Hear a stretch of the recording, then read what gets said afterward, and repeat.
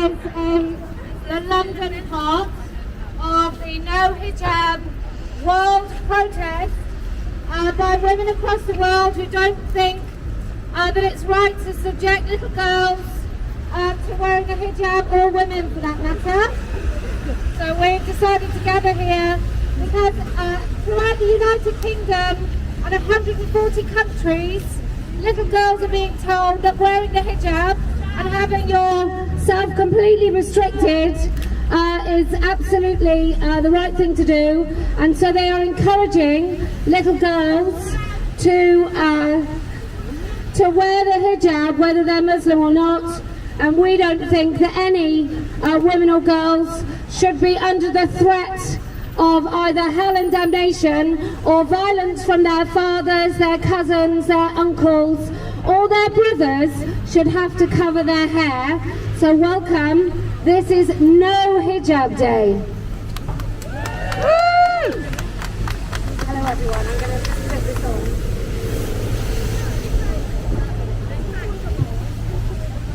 So my name is Kelly J. I'm very proud to accept the invitation from Yasmin Mohammed, who is a young woman in Canada who was raised in a very strict Islamic fundamentalist family and married to an Al-Qaeda terrorist when she was 19.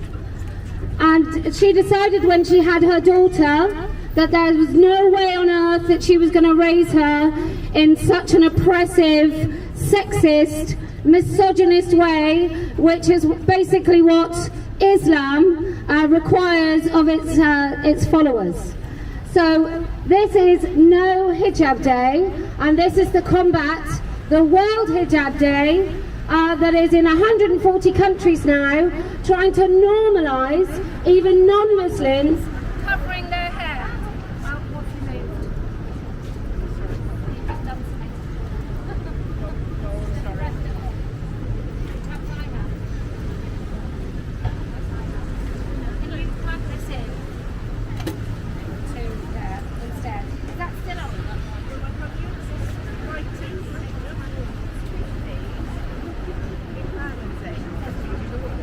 Hello. Are they both on? Okay. That one is. Okay, so welcome to World Hijab Day. We are doing our version, which is called No Hijab Day. And this is to combat the push by the Islamic regime, namely Iran, to push the hijab onto all little girls throughout the world, including in schools right across this country. Schools in Leicester, London and Bristol will be asking little girls tomorrow to wear a hijab all day in schools, whether they're Muslim or not.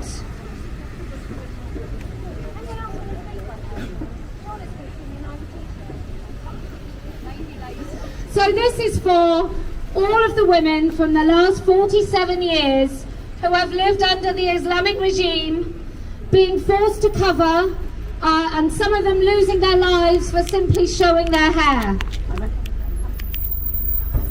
So this is for all of those women. This is for the women in Saudi Arabia whose threat from brothers, uncles, cousins and grandfathers, for all of those women that have to cover their hair and sometimes even their faces, are not allowed out of their gardens, for the women in Afghanistan who are subjected to...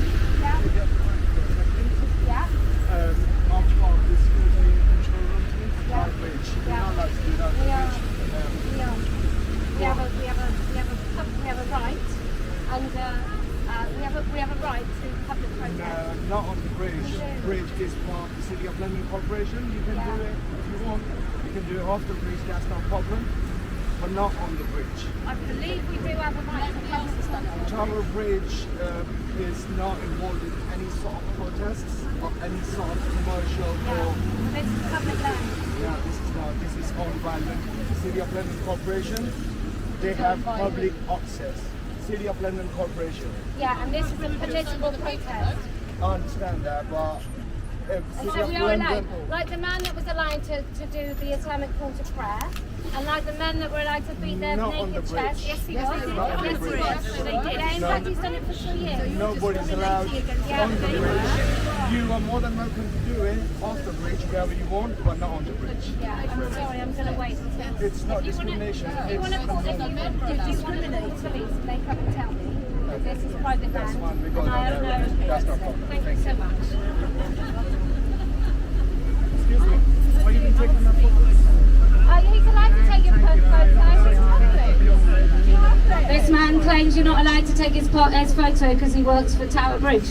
I think you're wrong, my friend. So this is a protest against the hijab that's being forced on little girls throughout the Islamic world. In Iran, Afghanistan and Saudi Arabia, if women dare to show their hair and sometimes even their faces, they risk death. By the regime in Iran, countless women have lost their lives over the years for showing their hair. And so while we still have the freedom to do so, we are going to object in the United Kingdom. You're on the wrong side, ladies.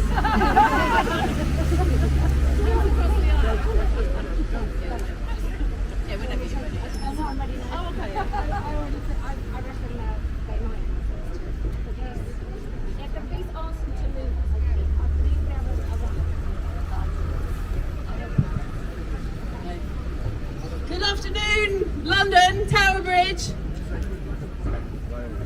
This, as Kelly J was saying, No Hijab Day was set up some years ago now by an extremely courageous woman named Yasmin Mohammed.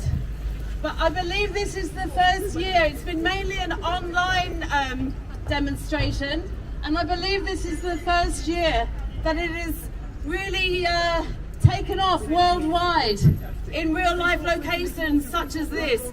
And it's very important that this happened on Tower Bridge because the theme this year, well, there are two ideas behind it. One is Be the Bridge, so that women from all different cultures and walks of life can be the bridge to our sisters who are living under the the extremely oppressive practice, sometimes at the peril of their own lives and imprisonment, who are forced and coerced into wearing hijab. So the idea is to be the bridge.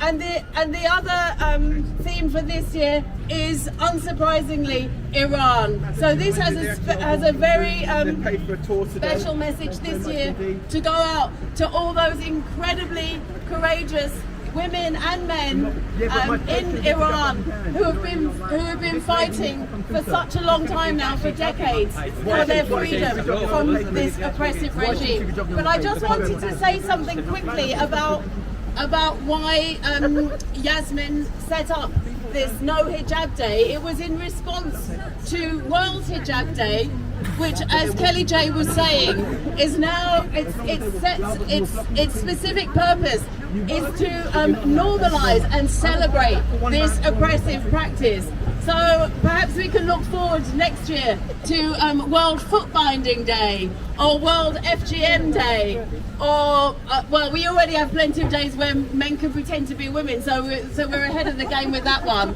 But one thing did amuse me when I thought I better find out a bit more about this World Hijab Day. And one of the first things I found, which might amuse you too, was that according to certain Islamic scholars, it's actually haram.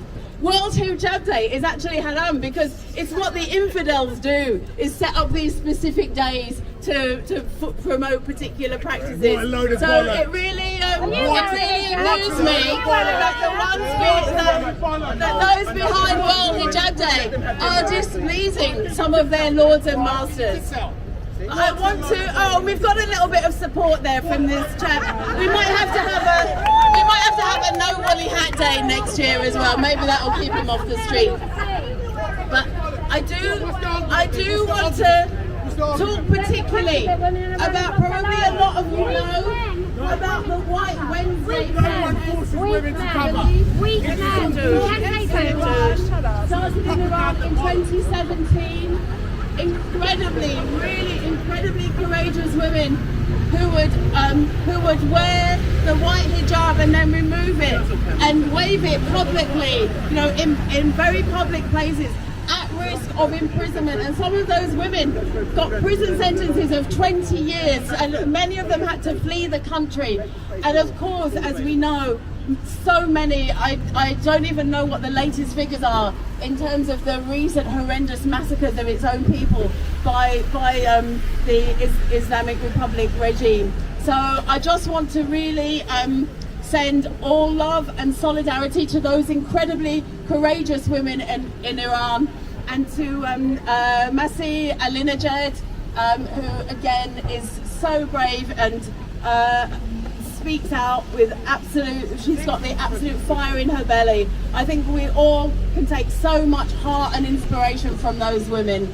So perhaps it would be a nice way for me to end this by just inviting you to all call a few times, woman, life, freedom. Woman, life, freedom. Woman, life, freedom. Woman, life, freedom. Thank you. Thank you.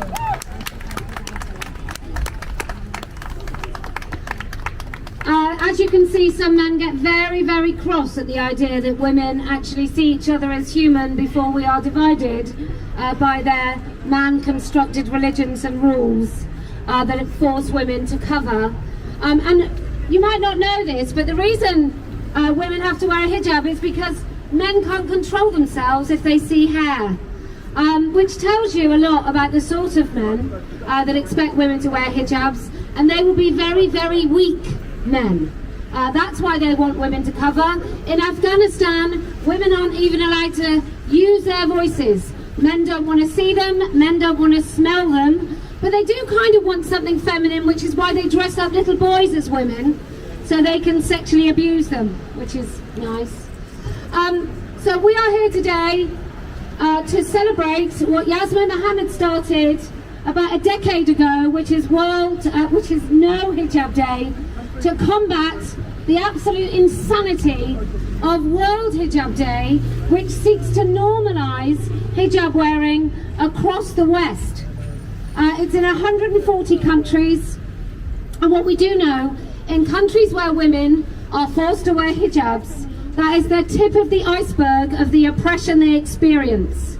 In Afghanistan, women are not allowed to go and see a male doctor, but they're also not allowed to train as doctors. They're now not allowed to see midwives.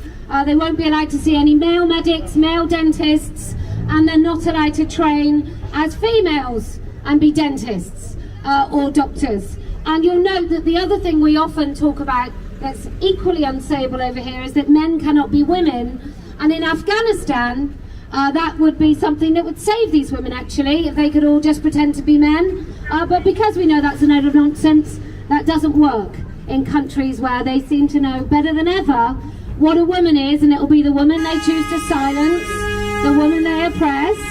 I don't know whether that's agreeing or disagreeing, people. Agree.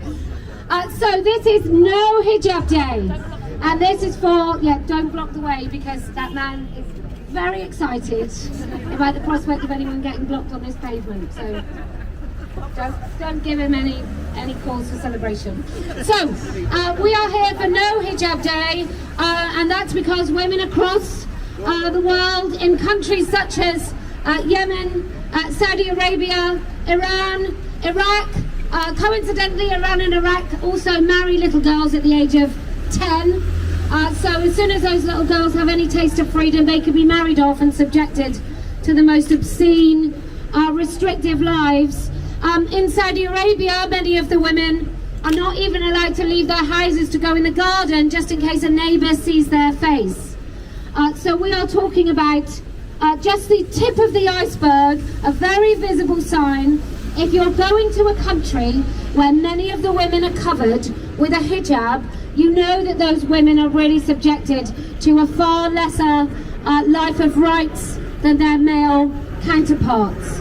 So that's why we decided to come on this bridge today, so we can join with women throughout the world for No Hijab Day, that is allowing women the right to feel the wind in their hair, if she dare, and for no man in her family, no man in any regime to tell her that she has to cover, and that if she doesn't, her appearance is shameful.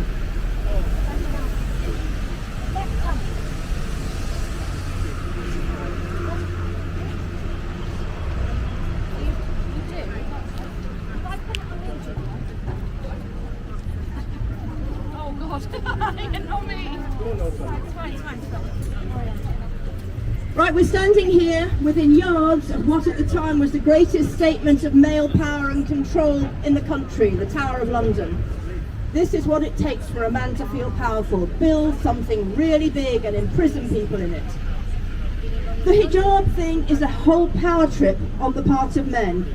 As it says here on this wonderful sign, weak men, only weak men need to exercise control over others. There is absolutely no need for any of it, other than that weak men feel threatened by a woman who is their equal. I've raised a son, and I'm soon be raising, or helping to raise a grandson. It's very easy. I spelled it out to my son. However right you are in your argument, the moment you use your greater voice or your greater physical strength to enforce your point, you are so far in the wrong that you will never recover, and neither will the relationship. It's that easy. You tell them. Okay, he was a bit strange. I had to tell him when he was little, when you go to make friends with people, try saying hello instead of hitting them to get their attention. You know, a lot of boys are like that. You have to explain things to them, and a lot of girls are like that too. So there is absolutely no need. We have this huge epidemic of male suicides. How terrible. Is it guilt, or is it that power trips ultimately destroy you? You have more and more power. You force women to wear a hijab, you force them to stay indoors, you don't let them go in the garden. Does it make you happy? No, it doesn't. It makes you suicidal. And what you'll probably do then is get a nice army together and go and kill some people for a nice change. Male behaviour is crazy, and we need to put a stop to it. The hijab, as Posey said, is the tip of the iceberg, and it needs to go. Thank you. Anyone else want to speak? Anyone else want to speak? I'm just going to go on and on. You've got a bit more room for everyone.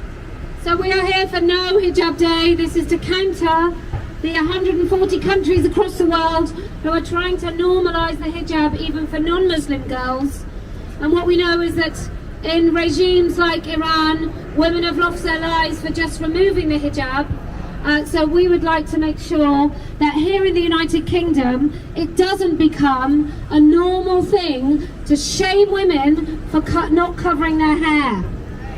We don't want to see it. We want all women to have that choice, and frankly, until no woman has to wear it, it's not a free choice for anyone. So we really do believe that No Hijab Day should be a day that all women, Muslim and otherwise, actually uncover their hair, and they can choose to have the hair, the wind in their hair, which obviously is a risk of massive defiance. But for women across in Saudi Arabia, Iran and Afghanistan who are being subjected to the most despicable control by regimes, we want to extend our solidarity to all of those women. We want to make sure here in the United Kingdom that we continue to exercise our right to free speech and to wear what the hell we choose, to make sure that there's at least somewhere where we might nearly be getting it right. I think this man's now found out that he doesn't have a legal right to move us. So I think so. He looks forlorn. Anyway, would anybody else like to speak? Yes, come.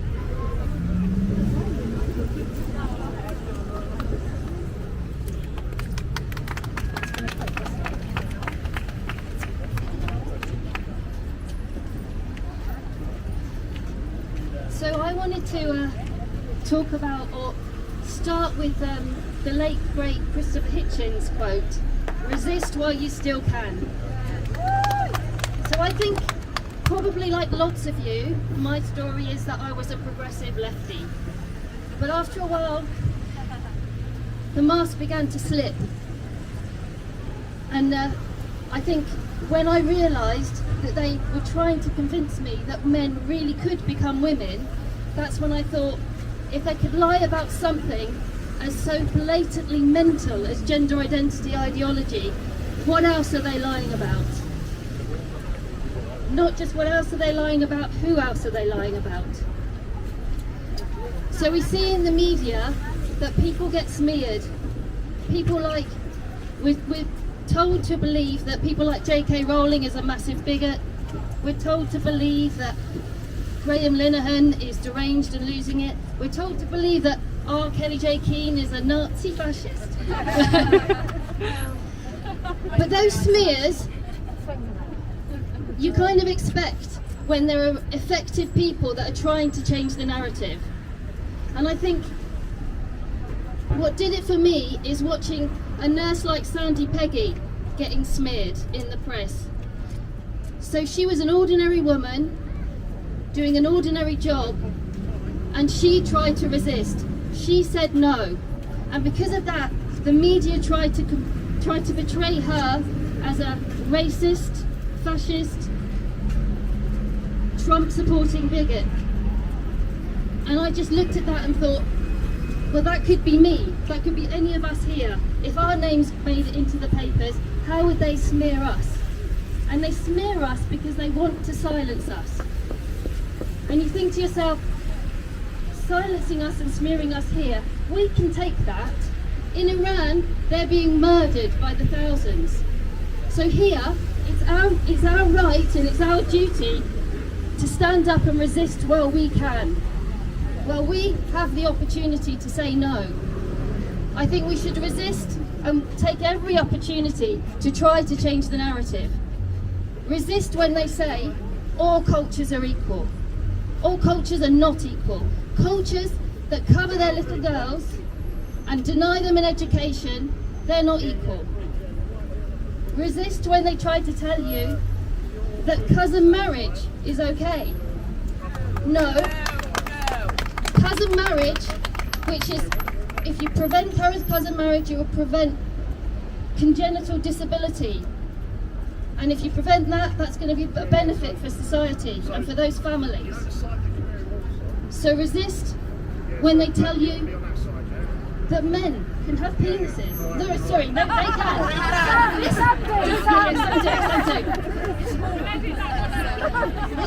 Resist when they say women can have penises. They're the ones to resist. Yeah. So we need to take every opportunity to resist. We need to take every opportunity to change the narrative. So I guess on No Hijab Day, it's our duty, ladies and gentlemen, to resist while we still can.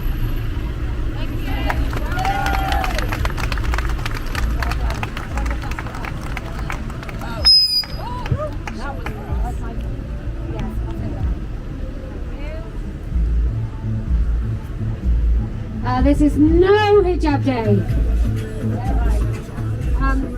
Also, I just want to say this, in the next election cycle, if you're voting for Greens, you're voting for the Muslim Brotherhood, because they are being taken over. And we just have a look at Iran and Lebanon if you want to find out what happens if you enable this Green-Black alliance.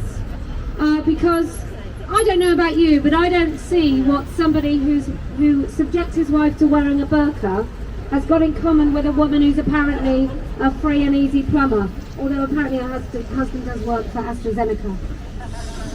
So they're all linked, aren't they? They're all big business. But yeah, so just be fair warned that there is an Islamic takeover of the Green Party in the United Kingdom, and I don't recall regimes being really good for the environment. I don't know though. Save the whales and kill the people. It doesn't feel like a really good slogan for the Greens. So we gathered here today to say solidarity with women across the world, and also fair warning to all of the schools in this country. It is not okay to subject little girls to the hijab as some sort of act of celebration and solidarity. The only thing you should be doing is encouraging little girls to think for themselves and to escape from what is an oppressive religion and socio-political movement that will subject them to Sharia councils across the country, in which even Muslim scholars say is absolutely terrible for women. It will subject them to, in some parts of the world, female genital mutilation. It will mean that they have to ask their cousin whether he wants to marry her before she can marry someone that she loves. And there's also honour killing. But the most visible start of this is little girls, as soon as they reach puberty, being shrouded in a fabric prison that they call the hijab. So we came here in solidarity with women across the world, with a movement started by Yasmin Mohammed to say this is No Hijab Day. Someone else want to speak? Someone else want to speak? Joe, do you want to speak? No. Anyone else? Paula, do you want to speak? You're good. Do you want to speak? No Hijab Day. There you go. Thank you. I wasn't going to speak, so I'll just be quick. So, in the 1960s, a friend of mine, the feminist Phyllis Chesler, married an Afghani student, and they went to Afghanistan, thinking that they would help a country to develop new and into the future. And as soon as she got off the plane, she had her passport taken away, and she found herself living for 6 months in a harem, clothed from head to foot. Once or twice, she managed to get out of the house. But she describes living in the hijab as being in a sensory deprivation unit. You can't see, you can't hear, and you can't, as Kelly J said, you can't feel the wind in your hair. It's a total sensory deprivation unit. It's just because others can't see you, you can't see anything. And in the, I actually forget if it's in the Quran or the Hadith, I think it's in the Quran. The reason, historically, the reason why Muhammad told Muslim women to cover up was because they were complaining to him that they were being harassed and sexually assaulted. So he said the Muslim women should cover up so that the Muslim men know not to harass them, but to harass the others. So there you go. Thank you very much. Anyone else want to speak? You can speak twice. One.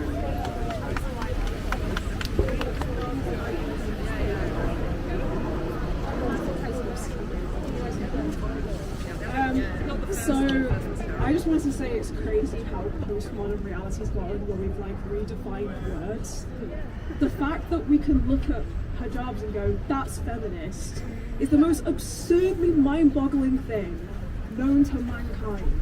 These women are being raped, they're being murdered, and then they're raping and torturing little boys who are dressed femininely in a practice called Bakobazi. It's absolutely horrific. The whole notion that any of this is inherently feminist in any way whatsoever.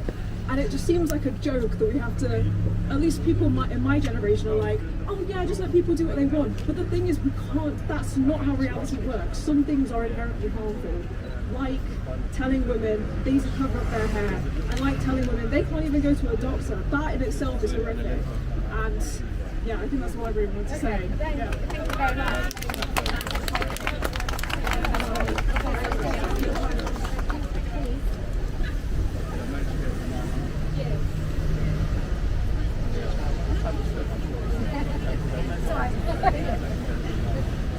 I know I did speak before, I just wanted to share with you that I just keep thinking of those White Wednesday women. So I don't know if you've seen the videos, there's a lot online now, there's now been enough time that there's whole documentaries about them, and I just, we come out here and this actually has been really very, apart from we had a bit of a chat with the security guy, it's been relatively easy, hasn't it? Transport issues permitted, notwithstanding, it's been relatively easy to come out here, say our piece. Usually when we gather, we have men shouting in our faces and making such a racket that we can't hear ourselves think.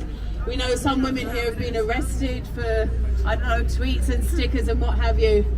But I just cannot get over the courage of a woman going out into a public space, standing up on some platform, taking off, wearing a white headscarf, taking it off, holding it aloft, maybe setting fire to it, knowing that she could be killed for that, knowing that she could be imprisoned for 15, 20 years for that, knowing that she may have to flee her country, leave her family behind. I just cannot get over the courage of those women. I just wanted to share it again because there is, obviously knowing that this No Hijab Day was coming up, I've been thinking about it a lot more, looking at these documentaries. Now we know in Iran, who knows how many thousands have been killed. Every time I look, it seems to have gone up another 10,000 people perhaps. Absolutely horrendous. There are people who, for whom it's completely unsafe for them to go to hospital.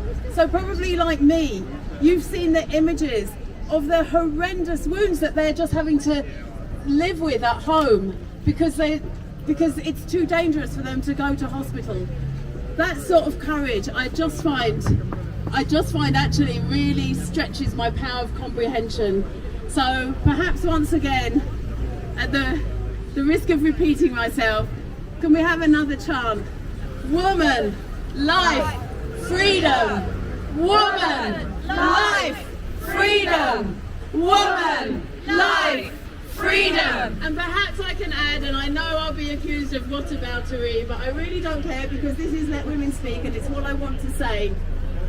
That when we talk about these horrendous, murderous cultural practices, I am not smug in the country where I live. I do not sit on my laurels thinking, oh, I'm in the free West, isn't it great? Yeah, I don't have to wear hijab. I'm not subjected to imprisonment and death yet for expressing my views. But over there, as I'm sure everyone notices, they were probably struggling to come and find us all, only over there is the Tower of London, where Anne Boleyn, among many others, was murdered by her husband in what we might see as a very ultimate act of domestic violence, was murdered by an absolute tyrant of a husband. And now, to heap massive insult onto injury, in America, New York I believe, we've got the most ridiculous, pathetic spectacle of an idiot man playing Anne Boleyn on Broadway. I mean, really, any sort of culture that can think that that is in any way acceptable, let alone celebrate it and gush over it, and, all of this.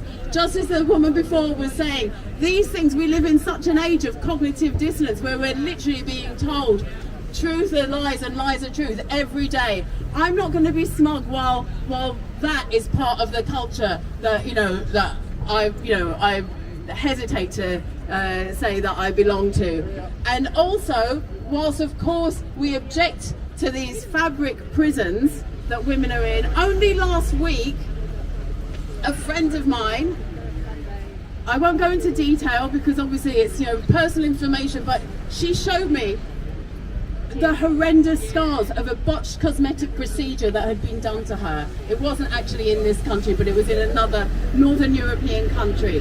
And so let's not forget that we have where we may not have our external niqab, we have our own often internal prisons, because women are so, particularly young women, are so coerced and encouraged to be subjected to some pretty horrendous practices in our own culture, via, perhaps not via fabric, but via scalpels and syringes. So let's not forget that either. Woman, life, freedom! Woman, life, freedom! Woman, life, freedom! Woman, life, freedom! Freedom to speak on Tower Bridge is being celebrated by this fine young man here who's come to congratulate us for our action. Thank you so much. So I just told the very friendly. I'm getting old because that officer looked very, very young. He's a young man.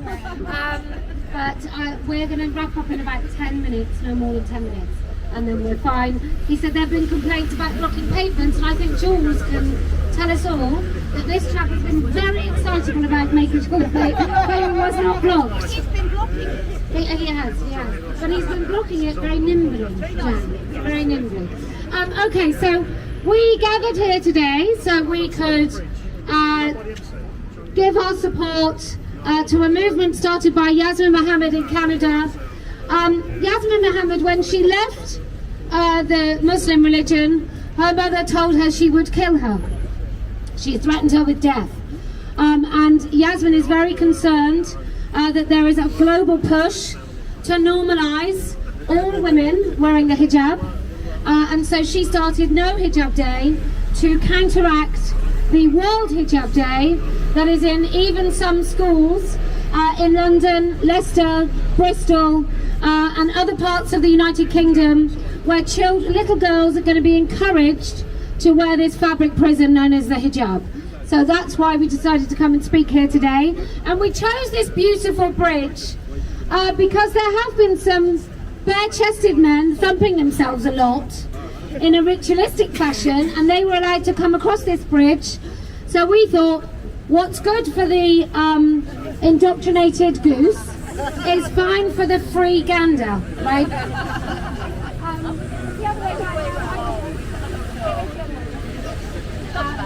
don't know, is gander even? I'm just gonna, anyway.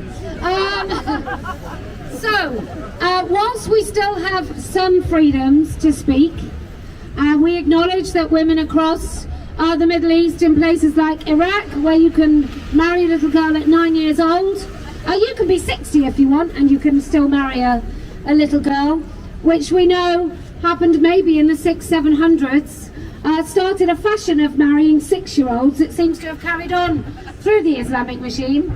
And in Iran, you can marry a little girl when she's 9, which happens to coincide with the time that Muhammad consummated the marriage with the 9-year-old Aisha. And so this is the foundation of these religious practices, and I think we all need to be fair warned that unless we start talking out, taking action, reclaiming our freedoms and reminding people that we still have these freedoms, they will disappear before you know it. So anyway, if you can say the unsayable, because by God it needs saying, then I promise we will win. If you can reach out to your fellow woman and see her first as a woman and recognise the prison that she may be forced to live in, then I promise we will win. And do you know why else we're going to win? Why? Because I never lose. Right, I'm going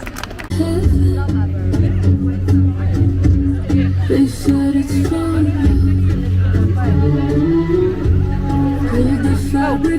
That fell off of mine. Yeah, thanks. All that grace from above. My scalpel in their scripture. Every strand in a cage. You learn to walk smarter, just to live through the day.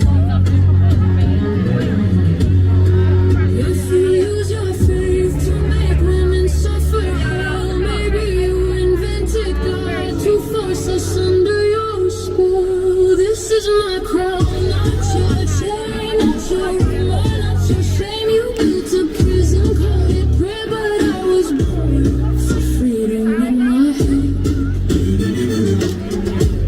For freedom in my head.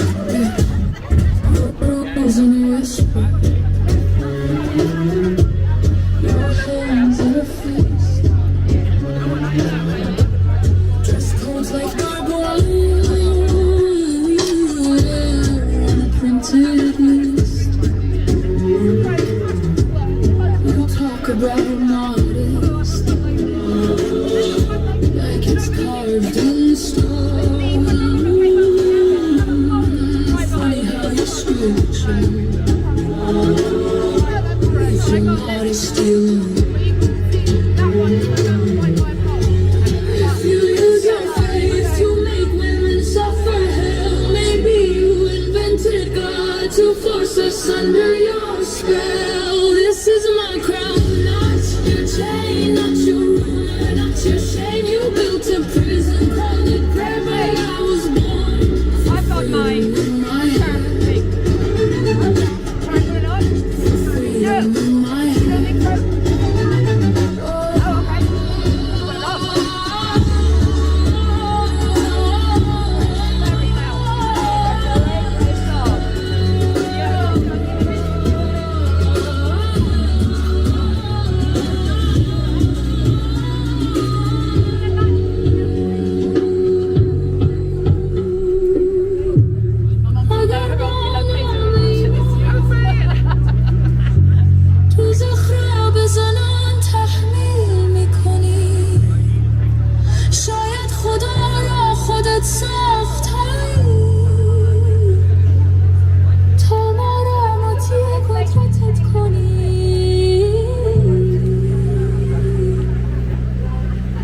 آزادی از موهایم آغاز می شد آزادی از موهایم آغاز می شد If you use your faith to make women suffer hell, maybe you invented God to force us under your spell. This is my crown, not your chain, not your ruler, not your shame. You built a prison, yeah, watch me walk in freedom with my freedom with my I'm not your shame, I'm not your fear, I'm only mine from head to heel. Now see the freedom in my watch me with freedom in my